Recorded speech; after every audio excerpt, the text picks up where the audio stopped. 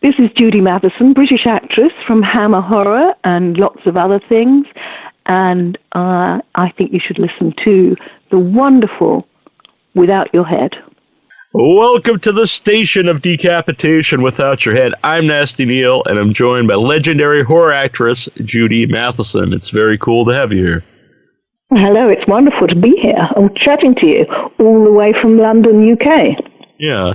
You know, actually, was that ever surprising to you that, so you make a lot of movies, British horror movies, and then, people are still talking about them, and people all over the world watch them? Definitely now, absolutely. The fact that a lot of them have become cult is extraordinary for me. I find it very, very extraordinary. I just did them all, 40 years ago, maybe 30, 40 years ago, and, one never thought, I was just a jobbing actress, one never ever thought that they would be remembered and treated as cult and very much loved. Mm-hmm. It is extraordinary. Yeah. Every day, it's extraordinary. It's extraordinary to be talking to you, Neil, all the way from London, about things I did all those years ago. Yeah, it is. It's great to talk to you. When did you realize that the movies was it right away that they had the fall? I'm sure they had a following to begin with, but when did you realize that they still had, such a following and became cult movies? Well, it wasn't really straight away. You just went from one job to the other. There was no social media, which is huge, of course, with all this. And so you didn't realize how much things were enjoyed. Then I stopped working. I went to work as a television continuity announcer, and then I got married and had children, and then I went to South Africa for about 12 years to live. So when I came back, it was astonishing for me to see on the internet that all these things were so popular. That was the most surprising thing. When I came back from South Africa, I had absolutely no idea, and that was probably in about it was in the early 2000s that I came back and saw pictures of me on the internet and films that I'd done and people commenting. And before long, in fact, I think my first one was in 2013, but people were asking me to go to conventions and talk to people, which was astonishing. Still is astonishing, Neil, to be honest. Yeah. So when you're at the conventions, what are the age range of fans? Because obviously a lot of them probably, were born after the movies were made. Yeah, no, that is quite interesting because I get asked that from time to time, and everybody thinks it's sort of people who loved them at the time, but you get a lot of young people. I get a lot of young people. There's often students doing, PhDs and things on British films of the 50s, 60s, and 70s, and a lot of young people are very, very interested. So the age range is huge. It's from, I've had actually 12-year-olds turn up who like my movies, surprisingly, to obviously old people as well. Mm-hmm. So it's huge. Yeah. My friends, Michael Epstein and Sophia Cassiola, who make independent movies, they made Blood of the Tribids a few years ago, which was a vampire movie, and they attributed your scene in Twins of Evil being one of the big inspirations for the movie. And they actually mentioned that you actually donated to their campaign when they made the movie. Oh, how interesting. Yes, no, that I remember that. I absolutely remember that. That was quite an extraordinary film, particularly in retrospect. I mean, the scene to do, because I had no idea it was going to be the pre-credit sequence at the time. I was just thrilled to be doing a couple of days filming with Peter Cushing. And, I was just thrilled to be doing it. And it seems now to have become quite an iconic little scene from the Hammer Twins of Evil, which is extraordinary. Yeah. Mm-hmm. He was Sorry, I was just going to say he was slated to do the lead in the first Hammer film I did, which was Lust for a Vampire. Mm-hmm. But his wife got very ill, so he withdrew. And didn't do the part. But then after she died, Twins of Evil was the first film he did after he'd lost his beloved wife. Oh. So what was he like then on set? Because, obviously that would be a hard time for him. It was a hard time. I think I'd been warned not to be my usual boisterous self, that he was not feeling, he was very quiet, he was very dignified, he was quite conversational.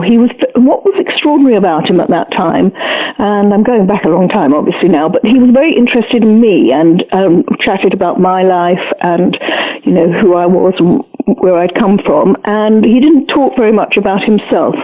But he was an extraordinary actor because he was such a gentle, quietly spoken man. And, as soon as the director called action, he just changed instantly. He changed completely. And he's playing a very unpleasant person in Twins of Evil. And I was playing opposite him. He was quite terrifying. It was wonderful to work with. Mm-hmm. Now, were you interested in horror movies before you started to play in them? No, not particularly. Yeah. No, not particularly at all. I just went where the money was, where the offers were. Not all the offers. I didn't accept everything, but, I had a really, really good agent in the centre of London who had a lot of the very dynamic young actors of the time on her books. And one was always very grateful and flattered, in fact, to be with this particular agent. And she would suggest you for things, and it would work the usual way that actors do now. She'd suggest you for things, people would see you would either like what they offered or you didn't like it or you didn't like the money or whatever. So I had no idea, really. I mean, I just did horror films. They seemed to be the thing to do. She seemed to get a lot of offers for it. The first thing I did was a horror film in Spain, in fact. And from then on, but there were lots of other things in my life, but people are not so interested in that. I mean, work-wise, there was theatre, a lot of television, things like that, cult television over here, in fact. Mm-hmm. Yes, lots of quite serious things as well. I wasn't somebody who started off as a model and then got sort of seduced into films. I considered myself at the time quite a serious actress. Yeah. You mentioned that, some of the other things people don't talk about. What is it about horror movies, do you think, that really stand like the test of time and people will talk about and then also discover, like, new generations discover them? Yeah, there's a big difference, I think. I think what actually killed off the horror films, the Hammer-type horror films in Britain, was the advent of all your American horror films in the 80s. Mm. And that changed the genre, really. I mean, they're all under the same title, horror films, but they were very, very different. Slasher films, really, from the 80s and they got they had a whole different feel to them. I have no idea why people are fascinated by them. I can relate slightly more to the Hammer horror because I think Hammer horror did an awful lot with a very small budget. I mean, they looked magnificent. They used wonderful crews. They used some very good actors, and they were sort of quite glamorous. They were quite glamorous to even be in. They treated you very well as an actor. They send cards for you, and you were treated very well. But I have no idea. You have to tell me, Neil. What is the fascination with horror films? It's interesting because I grew up watching. I do like all movies and lots of TV shows, not just horror stuff. But it's interesting that a lot of those stick with people, and even stuff I grew up watching. A lot of it, like. Unless it pops up, like I don't remember, but for some reason, like the horror movies, even like sillier ones, like stick with you, and I'm not really sure the reason. It maybe is vicarious. It's just a vicarious thrill, I suppose. I mean, people tell me about, there were horror films, Hammer horror and other horror films shown on the BBC late at night, apparently, I've been told, on as a regular thing, maybe Friday or Saturday nights. I'm not entirely sure when this was, maybe the 80s. And grown men tell me how they used to creep down when their parents had gone to sleep and put these, and I'm talking about the BBC, the sort of state broadcaster here, would show, there was a series of Hammer films, I think they showed, and other horror films, and they'd creep down and watch them when their parents were asleep. So it starts from a very young age. Yeah. It is a vicarious thrill, I think, and you're not actually watching the murder or the graphic sort of violence, but you're part of it by watching it. Yeah, it's like a little bit of you're a little bit close to the darkness, but not entirely actually in it. Yes, that's much better than what I said. Yeah. No, it works. And then once it's over, you're out of it. So you don't have to worry about anything happening to you. But yeah, I grew up, in the early 80s, and similar to Hammer, though, I'd watch a Universal horror movie, and I'd record them on VHS tape, and, watch all those at night. Frankenstein and Dracula. Yeah, so. But also your wonderful stuff, like The Exorcist and things like that. Mm-hmm. And all the teenage thriller movies that, in fact, my daughters loved. I can't think of the names now. You'll be able to remember them more. Yeah, like Friday the 13th and yes, all those. Those were wonderful stuff. Yeah. Yes. Another thing with horror, there's also a lot of different styles. It's not, like you said, you could watch a Hammer horror movie, which is more like classic Gothic horror, and then you could watch, like a slasher film. So, depending what you're in, or like there's a lot of comedy in horror. So there's a lot of different genres within the genre. There is, but also there's a rather interesting phenomenon over here, whereby quite a lot of sort of very erudite commentators, people who writers really, have got really, really interested in the whole history of horror, particularly the Hammer horrors, I should say, from Bram Stoker. There's been, I don't know if you know, and you will get it because it'll be on Netflix, I think, but have you seen, there's a new Dracula movie coming out. I haven't watched it, but because I wasn't home for a while, but a lot of people really love the first 2 episodes, and then the third episode people are kind of split on. But that's exactly right. That's exactly how it's taken over here. Yeah. Okay, because I think the third one, not to spoil it for anybody, but it takes place in modern day, so it's sort of. Yes, like, I've read that too. I don't think you'll spoil it because I've read that too. I didn't actually see the third one, but after one of them, there was a documentary about the history taken. It was shot in Bray Studios, where Hammer did a lot of their films in the early days, and there was a very, very interesting documentary, and people who have taken interest in the history and the films and the history of the films, in fact, really very well thought of intellectual people. I'm very, very surprised that not only is it just cult viewers, it's also written about in quite profound terms. That surprises me too, I must say. Yeah. Well, there's a lot of, great actors like Peter Cushing in the Hammer horror movies. Christopher Lee and Christopher Lee, well, they were the two, of course. They're the 2 stars, basically. Mm-hmm. They're the ones that, just are the major stars. So you mentioned, Peter Cushing couldn't do Lust for Vampires, so Mike Raven is in that. You also work with him in Crucible of Terror. I did, but he didn't. It was Ralph Bates who took the part that Peter Cushing would have done. I see. Mike Raven. I didn't actually come across Mike Raven in Lust for a Vampire, and I'm not entirely sure that when I shot Crucible of Terror with him, that I can't remember ever discussing it with him, to be honest. I can't remember discussing that we had worked on the same movie before, the Hammer horror.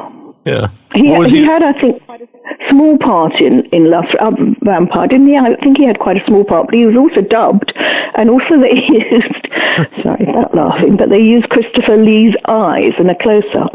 So really? And he was dubbed by a very famous British dubbing artist called Valentine Dial, who had the most wonderful, deep, quite threatening voice. And so it isn't really Mike Raven you're seeing. He was dying to become the next Christopher Lee, but he didn't really have the talent. Yeah. What was he like personally? Was he a nice guy or? Maybe not. Okay. Well, it's so difficult for me to say this, now. I've written it a little bit or talked in interviews, but actually saying it, he took himself too seriously, to be honest. He was not. We were working in Crucible of Terror. We were working with very, very good actors. Everybody in it was, terrific, from even the smaller parts, John Arnott and Betty Alberg and Ronnie Lacey. And they were all terrific actors, and they had this sort of actor who took himself too seriously and wasn't he wasn't very humorous, which was a shame because everybody else was having huge fun on the film. But that's all I can say is he took himself a bit too seriously. He seemed to have had a sense of humor bypass. Right. Does that affect okay, so if someone is not easy to work with, does that not necessarily easy, but not necessarily fun to be around, I guess. No, he wasn't huge fun. No, and there was lots of fun on that film. It was actually a small budget film, and we shot it in nice surroundings in Cornwall, and everybody was having fun, to the extent, in fact, that the lead lady, Mary Maud, married the assistant director on it. They were getting on so well. Everybody was getting on really, really well, and I'm afraid he didn't join in the fun so much. Yeah. He I don't know, he just took himself too seriously. That's all I can say. As I said, he's lacked a little bit of humor. Yeah. So when you first auditioned for your first horror movie, like, how does that go? And since I know you will look at this as, a job, but since it is a horror movie, like, did you prepare any differently for something that's a horror movie? No, not at all. Not at all. And the first film I ever did was actually really quite a serious film in Spain with a very intellectual director. It was altogether very sort of. It was very noirish. It was very, very European noir. It was a European noir. And he came over from Barcelona to audition. He auditioned a lot of young women, and then he cut it down. But I was astonished to have been chosen. He came over with his lighting cameraman, and finally I was in the shortlist, and then finally I was invited to go over to Barcelona and do the film, and that was just amazing for me because it was a lead. Looking back, particularly, it had 3 amazing, strong parts for women, which is very, very unusual. It was quite a feminist movie, and especially for those days, and it was a wonderful movie to work on. Everybody was very, very bright. Some wonderful actors in it, and I thoroughly enjoyed that. And I was in Spain for about 6 months, and it was my first proper movie. I'd done a day on a Gregory Peck movie, but apart from that, it was my first movie. 1969, so long ago. And I vaguely came back to London and just thought, this is how it is. You're going to be in glamorous films with cars picking you up and flying all over the world, and I thought that was how it was. When I was sent by my agent to audition for Lust for a Vampire, in fact, I know I had an availability check for the first of the 3, which just means they would have checked whether you could go for an audition for the Vampire Lovers, but I couldn't go for that. I don't know what I was doing, but I couldn't go. But then I was asked to go and meet the producers for Lust for a Vampire. I never met John Huff, and I honestly didn't realize there was a bit of a sort of performance going on back behind the scenes. First of all, Peter Cushing not doing it, and then sort of there was a little bit of difficulty in the production, I believe. But I was completely unaware of it, and all I did, I can't even remember reading for it. In fact, I wouldn't have read for it because I didn't have very much to say. But they liked me and offered me the part, and that's all it was. You just met the producers. In that case, normally you would meet the director, but I didn't meet John Huff. And also, I think the director, in fact, I know the director was replaced at short notice as well, and I'm trying to remember, it was a wonderful actor, Terence, whatever his name is, sorry about that, can't remember his name, but he was a wonderful director of Hammer films, and he didn't do it, so John Huff also came in at the last minute. So it was all a bit chaotic, I believe, but it wasn't as far as I was concerned. I went for, it was just wonderful to be a young woman going for wonderful wardrobe fittings, choosing your dress, deciding how your hair was going to be, makeup, tests, and it was just wonderful and glamorous and gorgeous. And it was wonderful weather. We had wonderful surroundings to work in, and there were lots of lovely young women that we all had fun with. That's what it was. And for the next film, Twins of Evil, I went to see the same producers doing that, and they just offered me, they actually very kindly outlined the smaller parts in the film and said, which one do you fancy doing? And I said, of course, the one that has the scene with Peter Cushing. I didn't read for it. I didn't see the script. I just said, that's what I'd like to do if you want to offer it to me. And then, of course, they rang my agent. Things are very different for actors now. You had to ring your agent to see if you've got a part. There was no mobile phones, which must be wonderful to be an actor now, when your agent will just call you wherever you are, tell you you've got the part or you haven't got the part. But for us, it was like rushing home at night and seeing if you were lucky enough to have an answering machine, see if it was flashing, and then it was flashing, and you pick it up hoping it was going to be your agent, leaving a message saying you'd got whatever job you'd gone for. And sometimes it was, and sometimes it wasn't. And so it was all very, very different in those days. Mm-hmm. But I was really pleased to be doing the Peter Cushing film. That was a thrill.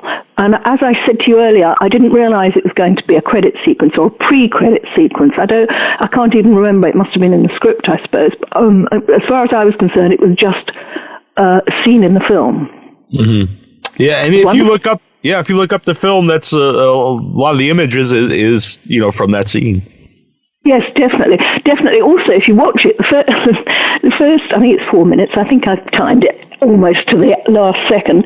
It's 4 minutes, and it's all the credits are going over my screaming. It was a very interesting, looking back, it was a very interesting scene to do because there were no CGI or anything like that. So it was real film, real flames. I mean, and it took quite a lot of doing.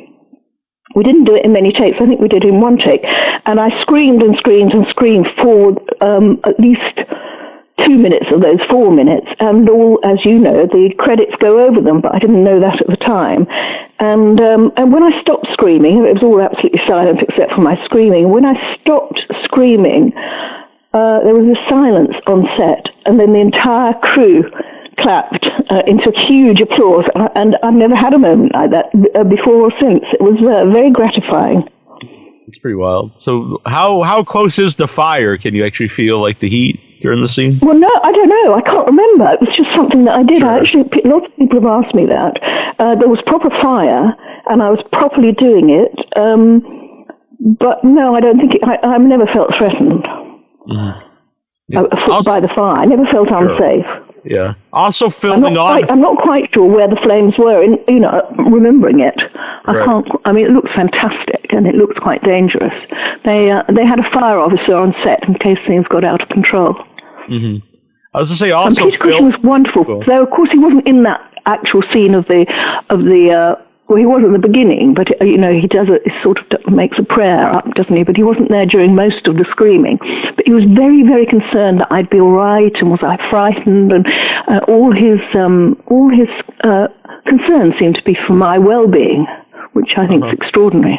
Yeah, it's very nice. And he was the sweetest man. I've just taken part. We're having a gala showing in a film. It's called Peter Cushing. It's a feature film documentary. It's called Peter Cushing in His Own Words, and it's a very interesting film which is going to have a showing here in London on the 8th of February. But I think you can get it on Amazon. I think it's on Amazon, and you've got lots of people who worked with him: Valerie Leon, Madeline Smith, Derek Folds, all sorts of people talking about their experience of him, and it's a really nice little feature film. Oh, it's very nice. Documentary. If you can get it, a lot about Peter Cushing. Mm-hmm. What is about him, that's what it is. Yeah, I was in London a couple of years ago for the first time. I had a good time there. Oh, right. So what happened then? I was at Fright Fest, which is a big horror movie festival. What, in that? Oh, right, here. Sorry, I didn't catch that. Oh, right. Yes, I know that. That's in Leicester Square, isn't it? Yes, yeah. It was a very cool experience. Very big festival because it's like multiple screens. Very big festival, yes. I've never attended it, actually. It's largely in Leicester Square, isn't it? Yep, that's exactly where it was. Which was, you come over again? Awesome. Yeah, it was a good time. And one of my friends in England showed me around some of the older pubs because a lot of stuff is new, but the older ones were much more interesting. Yeah. London's amazing. I think it's amazing. Yeah, I really had a great time. So did you keep in touch with anyone that you worked with, in the Hammer films after you left acting? No. That's the other thing that sort of happened because there was no social media. No, emails and things. I mean, not just Hammer Films, not just the films, with actors and actresses that I've worked with in the theatre. I really regret losing touch with. You would keep in touch with them for a while, by mail or phone, but generally you lost touch, whereas nowadays you wouldn't, because you've got Facebook, you've got social media, you keep in touch with all your old friends. But I have met some of them, at conventions, which has been fascinating. I've got really friendly with Caroline Munro, whose birthday it is today, so happy birthday, really? Caroline. And the reason I got friendly with her is meeting her at conventions. In the last couple of years, I've done 3 little bits of work with her. And yes, I've got to know her, but I didn't know her during the time. Susanna Lee, I met, who lived in Los Angeles. I met at a convention. We re-met after meeting on Lust for a Vampire, and that was fascinating. To be sitting next to her at a convention was fascinating, and she gave me a copy of her book, but sadly, shortly after, just a year later, she died. Oh. I'm also in touch, but not so much. I was very good friends with Luann Peters, who was in both of them, Twins of Evil and Lust for a Vampire. But sadly, she also died a couple of years ago. I'm so sorry to hear that. Was it a hard decision to leave acting? Well, no. I didn't really leave it as such. I don't know if you want to know this, but I met a boy who, on about our 3rd date, said, "How would you like to drive through Africa?" He was from South Africa. So I said, yeah, why not? So off we went on this. We planned this huge trip in a Land Rover, just his Land Rover and me, driving through the Sahara, through Central Africa, right through to Kenya, which was a huge experience. And when I came home, I'd taken about 6 months, and then I worked in the theatre in Kenya for a little while. And when I came home, I really felt my life had changed. And completely fortuitously, somebody told me that they were interested in having a trainee continuity announcer in a new television company that's starting up for ITV in the south of England. So I went down and met the guy who was head of presentation at this television company called TVS, Television South. As I say, it was ITV. And I got the job. So I spent the next 5 years doing that pop-up on television. The first 2 years were in Vision, in fact, sort of saying, the next program is this and that. So I left acting. I left it just simply to change work. It still required my voice and my face, but not in quite the same way. Yeah. So I did that, and then I came back to London, and I had married the guy who'd asked me to go to Africa, so we had children, and we moved to South Africa for a while. And so that's how it all changed. I didn't really do any acting after that. Then I had my children. And the last 14 years, but I've just retired. I hate that word, retire, but I've just retired from teaching. When I came back from South Africa, I was teaching for a while. Oh, that's very good. What was South Africa like? It was wonderful. We went back specifically after the elections, quite a long time after the elections, when Mandela was president, because the boy who took me to Africa just wanted to go home for a bit. He wanted to go home, to a democratic country that he'd never known before. Mm-hmm. So that's what we did, and South Africa was wonderful. The access to wildlife is phenomenal. I did do a little bit of work there, actually, as an actress, which is rather odd. I played a psychiatrist in one of their soaps for a little while, but not for long, when I was living in Johannesburg. So that was wonderful. It was a wonderful, wonderful, life-changing experience. Africa generally is. And to live there and to drive through Africa, as we did, was a life-changing experience. So that's really why I left acting. Okay. And you couldn't really go back to it. I'd lost all contacts. I'd lost everything. Yeah. Nowadays, for me, it looks so daunting and exhausting. You have to have show reels. You have to. It's very difficult to get an equity card, which we got fairly easily, and it seems to me very, very difficult. I would absolutely hate to have to do self. Also, you do it for auditions, don't you? You do self-filming on your mobile phone, which I would find extremely daunting. Yeah, I've had, a guest talk about that. That's a relatively new thing to send in, a video audition as opposed to actually being there. I know. I've got actor friends. I've got some very lovely actor friends who, started more or less when I did, and you have to learn 2 pages of a script just to do the audition, just to do it in your sitting room, to film yourself. I mean, you can spend weeks learning other people's scripts, and you don't get chosen. For me, it's not what I would like to do now. Mm-hmm. I'd just like to get offered the parts, but actually I wouldn't like to get offered the parts because I don't think I could do them so well now. But interestingly enough, I've just done a little film, and when I say a little film, it's a lovely film, but I got a little part in it because I only wanted a little part, with Caroline Munro, and we filmed it in Wales. It's called The Haunting of Margam Castle. It's by a very good, it's directed by a very, very good director, a very prolific director. He does 4 films a year, feature films, called Andrew Jones. He films them all in very, very efficiently and with a very fine crew. He films them in Wales, which is extraordinary. That had Caroline in it, doing also a very small part, but quite a bit bigger than mine. Also, the main actress is a Hammer actress called Jane Merrow. I don't know if you know of her. Mm-hmm. She was a Hammer actress, and she's playing the lead, along with a very well-known British actor called Darren Nesbitt, older man now.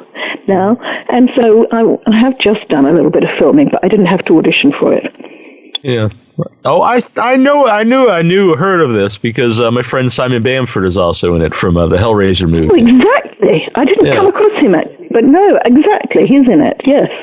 Huh, very interesting. Was that fun to go back and do a small role?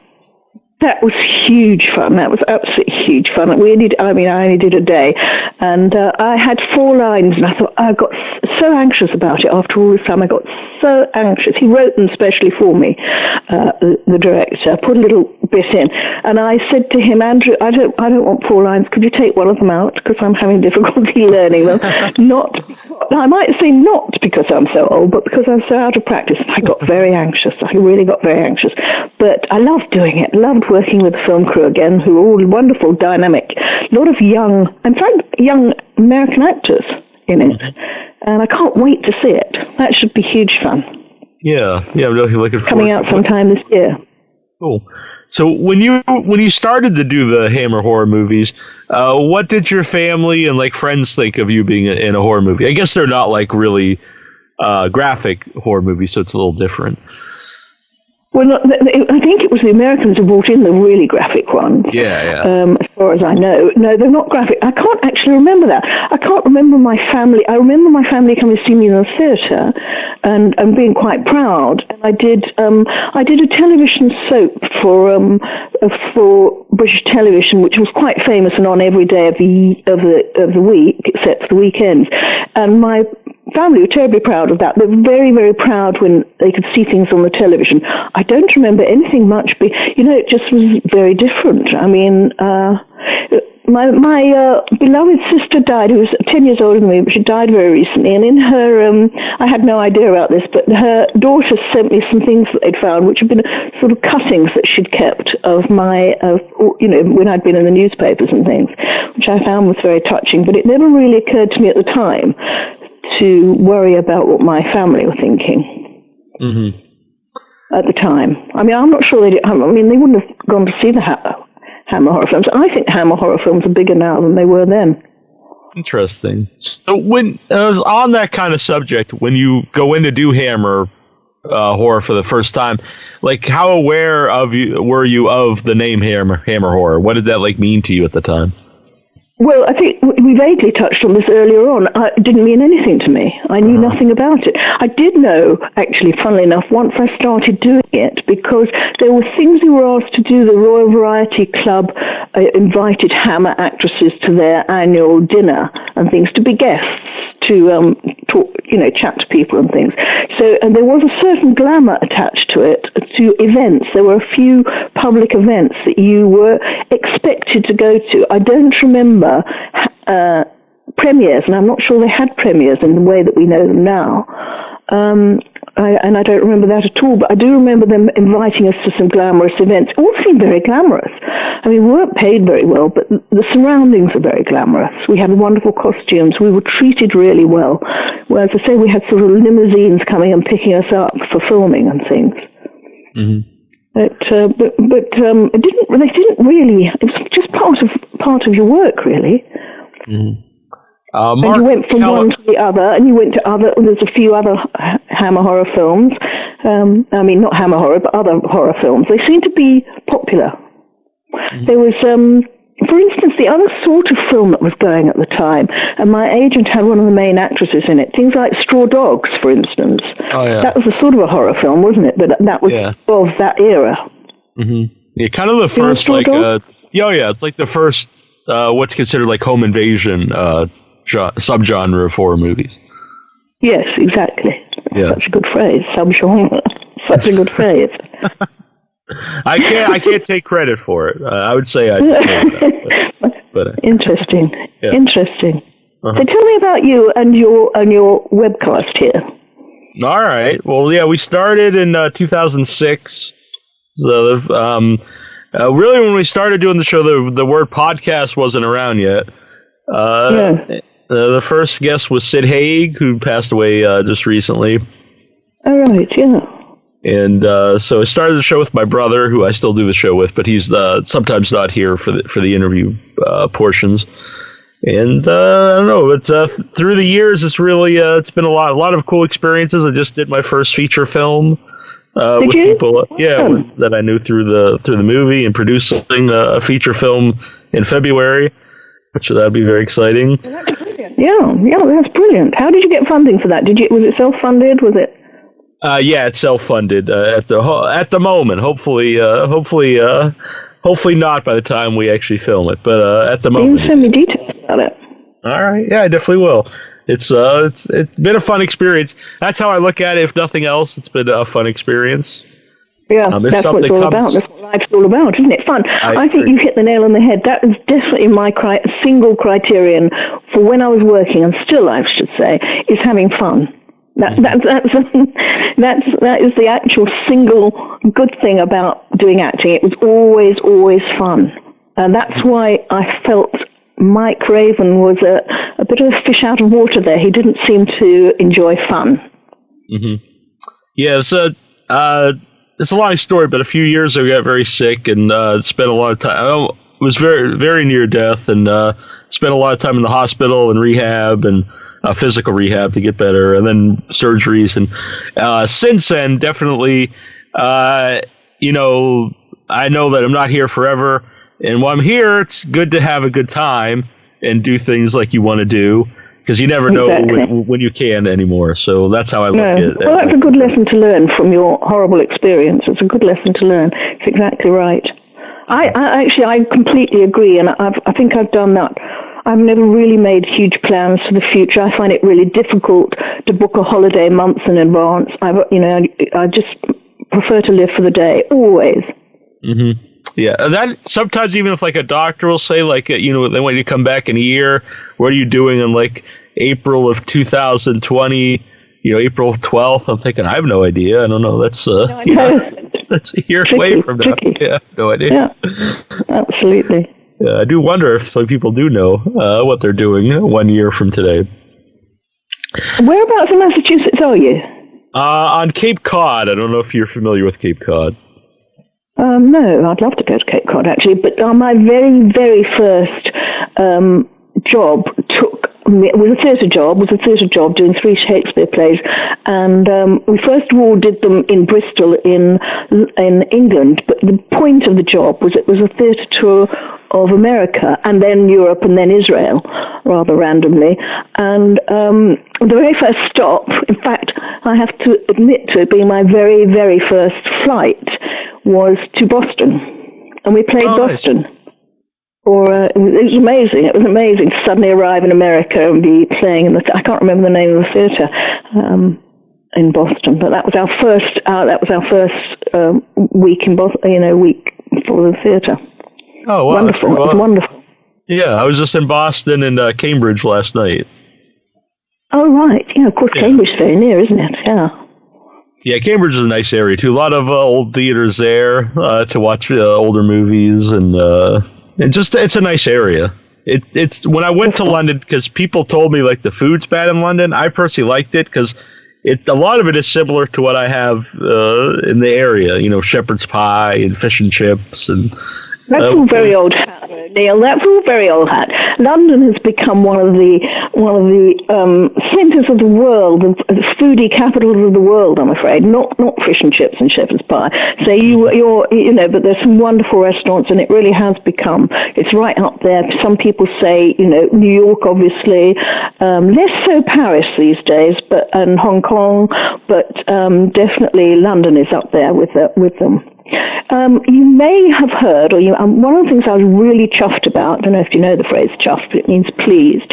One of the things I was really pleased with, the Quad Cinema in New York was showing the trilogy, the Karnstein trilogy. It was redone. Summer of last year, I believe, the Quad Cinema was refurbished, and their first season they were showing these 3 films. And they showed Lust for Vampire, Twins of Evil, and somebody, a guy who lives in New York and went to see them, sent me pictures of his ticket. And I think that's amazing. I really wanted to have fantasies about walking in, buying a ticket and watching these films in New York. I mean, that is what you started off asking. How astonishing is that the cinema in New York was showing these films in a refurbished cinema? So it was sort of their opening, if you like. How wonderful. Yeah, that's amazing. Have you seen the movies? Isn't it amazing?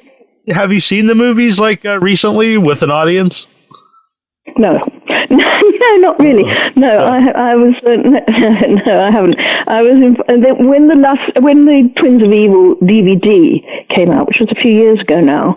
I was invited to a convention, and they were showing it. They were going to show it at the end of the convention, and they had 3 of the actors and John Huff on stage for a Q&A, and then they showed the film, and I'm ashamed to say I didn't watch it. I had another appointment. I was going out that evening, actually, so I didn't see the film. So I haven't seen it with an audience, no. Okay.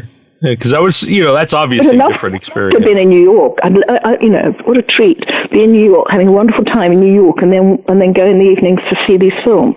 But I'm not entirely sure, because they're quite often they're on the internet and things. So I'm not sure. I prefer to see excerpts, not just excerpts I'm in, but bits. Yeah, I understand. But as opposed to watching a DVD or online, having the experience with other people in the theater, I think, would add to the whole thing. It would, absolutely. Just that it's not shown very much in the theater. That's why it's such a pleasure to read that it's being shown in New York. You don't really get them shown. Occasionally, there's a sort of convention that will show your films, and then you'll do a Q&A before. But I haven't done that. I haven't actually done that. I did a Q&A quite recently but it didn't show. It just showed bits of our films with Madeline Smith, Caroline Munro. It just showed bits of our films. Mm-hmm. Do you think, since The Haunting of Margam Castle, that you would like to do more roles? No. I was quite clear. I was quite clear that I didn't really. We did a really daft little spoof short film with Caroline again here in London. That was huge fun. I played a vampire. She played a vampire. It was a jokey thing, and I loved doing that. I loved doing it. I loved to do it, small things maybe, but not. I'd be too. I wouldn't be sure enough of myself, which is unusual because you can probably tell I'm quite confident. But generally, I'd be anxious about it. Mm-hmm. I think. What was it originally that made you want to be an actor?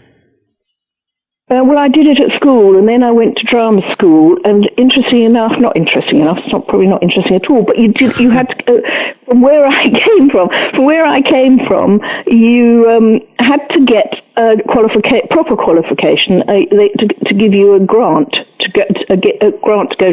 So we did 3 years in a drama school that gave you a teaching qualification as well, a teaching degree. Now, there were some actors. Mostly they wanted to be teachers, I think, but there were people who wanted to be actors but could only get a grant for to do their 3 years in London from if they had a degree at the end. And my contemporary at the time in college, who I got to know very, very well indeed, but absolutely my contemporary has got a teaching qualification, which will surprise you, is Dame Helen Mirren. Oh, wow. Who was in my college, and it's amazing because she is so astonishing and, just always getting all these awards and things, and yet she is qualified to teach. Yeah. Huh. It's pretty awesome. Yeah, but I wanted to be an actress. I wasn't sure that I had the talent, but it just seemed to fall into my lap, really. Mm-hmm. We did 3 years drama school, and then I got this job that took me to America, my very first job. So it sort of all seemed to happen. It just seemed to happen. Mm-hmm. Now, the last few years, like the MeToo movement has, seen the light of day. Huge, yeah. When you were acting in movies, did you have any negative experiences with people? No, I've thought about this a lot because I thought about this a lot, whether I did, whether I didn't.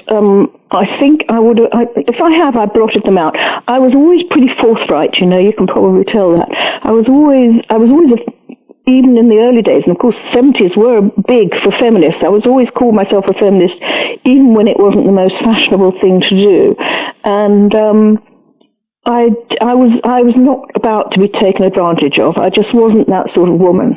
But I'm completely supportive of all the MeToo. I'm not one of these older actresses. You've got some older actresses who just said, you just get on with it, deal with it. I'm not one of those. I think it's the most appalling thing that women are put in that position. But as far as I remember, I was never put in that position. There was a director, I don't know if you know Jose Larraz. Do you know his work? I'm not familiar. He's a Spanish director. He's very cultish and quite popular, but he wasn't very good towards his women actresses. And I didn't like working for him.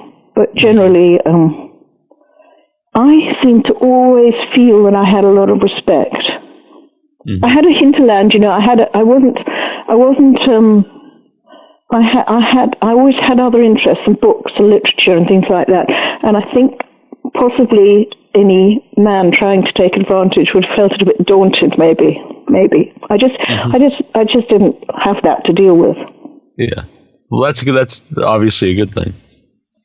I suppose it is, yeah. I think there was quite a lot, which I think is what the older women actresses, Catherine Deneuve and people, they just deal with it. I think there was quite a lot of banter. Probably. The young women maybe wouldn't have put up with today. That is definitely something that went on. A few comments, a few flirty, banters, it's called in this country. And also, I never minded that. I always quite liked flirting. Sure. I think there's definitely a huge difference between, playful with somebody and, being creepy. Yeah, oh, definitely. I'm not sure that all men recognize that. No. Which, yeah, exactly. Which sometimes I guess it's quite easy for me, for a strong character like me, it's quite easy for me to bat off any creepiness. Mm-hmm. Or to give as good as I get, which I suppose that's what they're talking about, and the older actresses. But I think it's absolutely shocking. All this business that's happened with Harvey Weinstein is just shocking, and I can just imagine it happening, being that vulnerable actress that wants a part so badly. So you go to his suite, and he's in a dressing gown, and I can almost put myself there.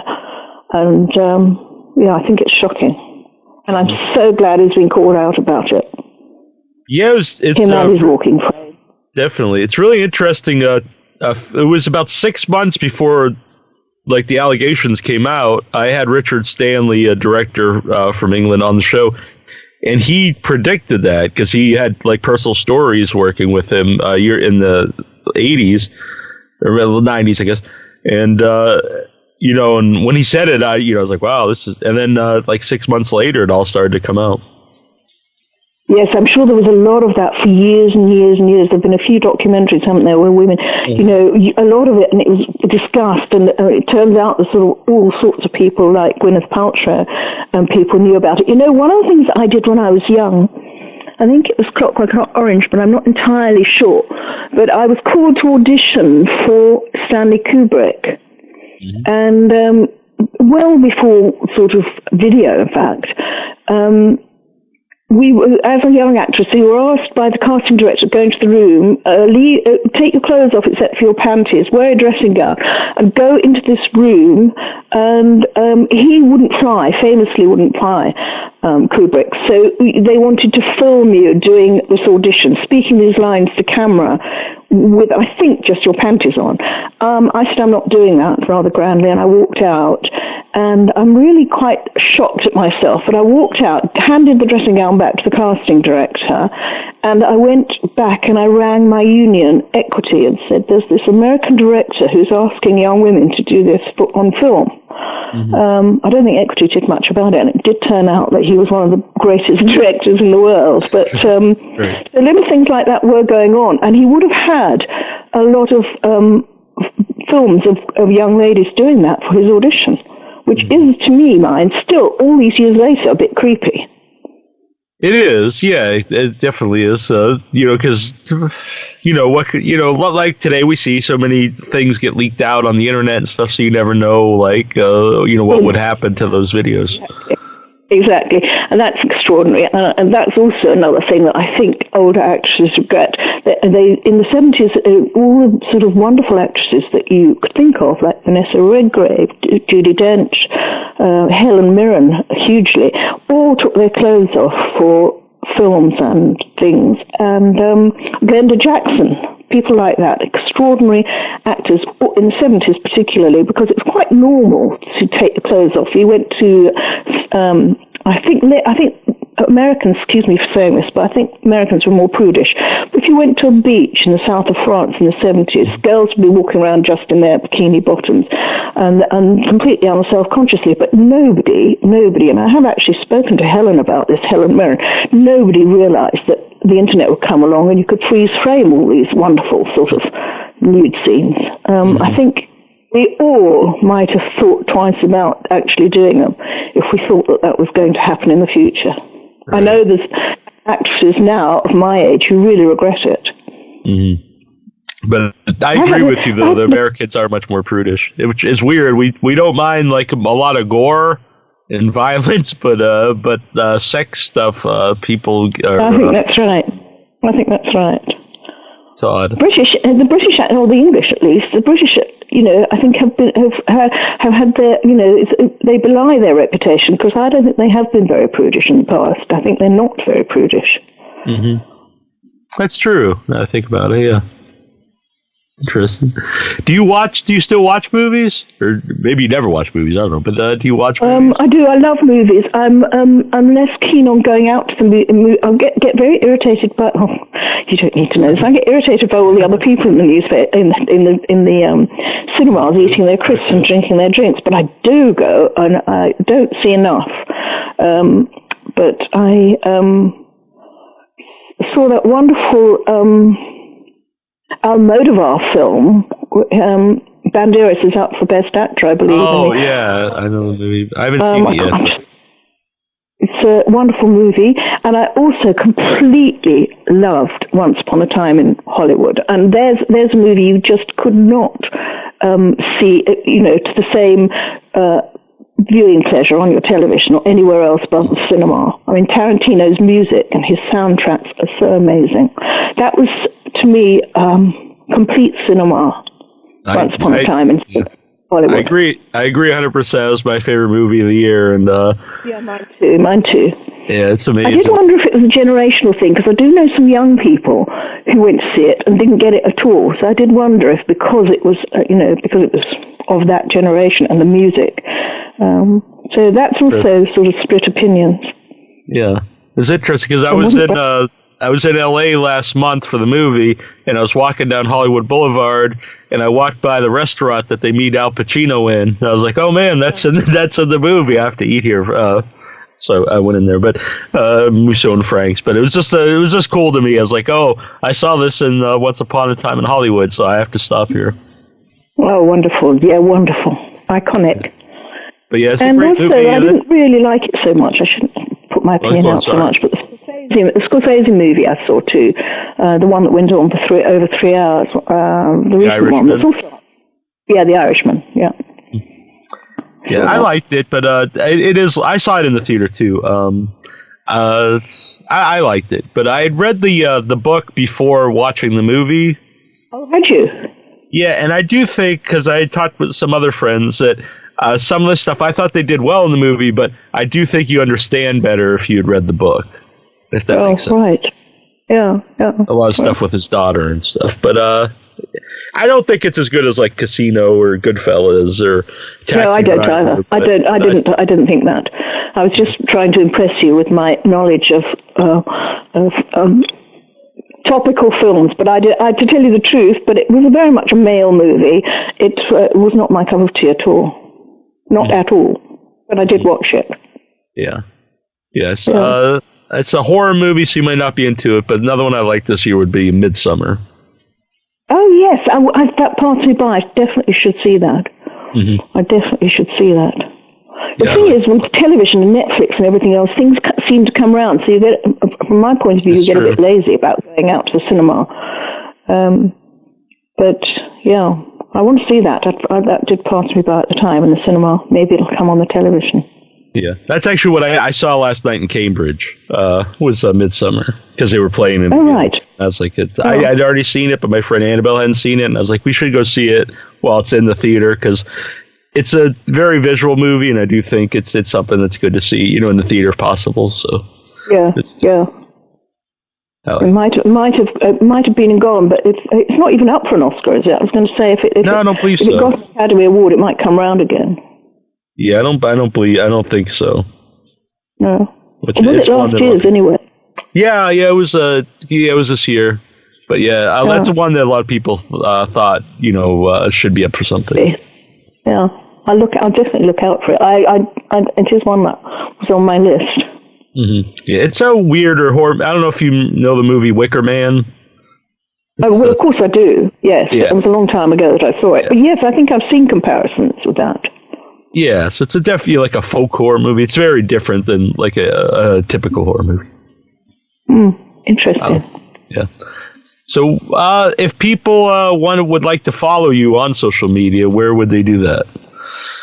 Well, if they probably don't want to get my political views, but they can follow me, as you have done, in fact, on Twitter. Otherwise, there's a Facebook page, a fan page, if you please, which is quite lively. And I've made a lot of friends on my Facebook page. It's called a fan page, but actually it's a friends page, really. Yeah. I mean, it is for people I've never met before, but they all sound lovely to me. All my fans seem lovely. I've got to know and meet quite a few. Yeah, that's always interesting, isn't it? Meeting someone that you met like on social media, then meet them in person. It is. Yes, it is. It's interesting. Yeah. Yes.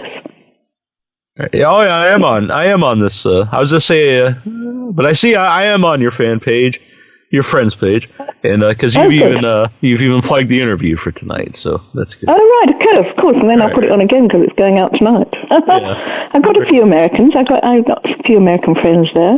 Yeah, and you can listen all over the world, so you don't even have to be. Yes, you can. Yes. Yeah, it's a little late, probably. It's like 1 a.m., but whatever. Presumably you can record it. Can you record it? Yeah, after tonight, it'll be on what's called podcast, so people can listen to it anytime. All right, brilliant. It's interesting. What do you do now? You're going to edit this from all my boring bits. Not the boring bits. I just got a couple time cues I write down here when I had to repeat something because like the audio might have messed up a little bit, but I don't think there was any boring bits that need editing. Good. Yeah. But I appreciate you coming on. It was very fun to talk with you. Well, lovely to talk to you. I'll definitely be listening, and I'll be following you from now on. And thank you for taking an interest. Yeah, thank you. All these years later. And I hope you have a good rest of the day. Thank you very much. And you. And you. Thank you very much. Thank you. This is Robin Hardy, author of the screenplay, and will direct and produce The Wrath of the Gods, the third film in the Wicker Man trilogy. And you're listening to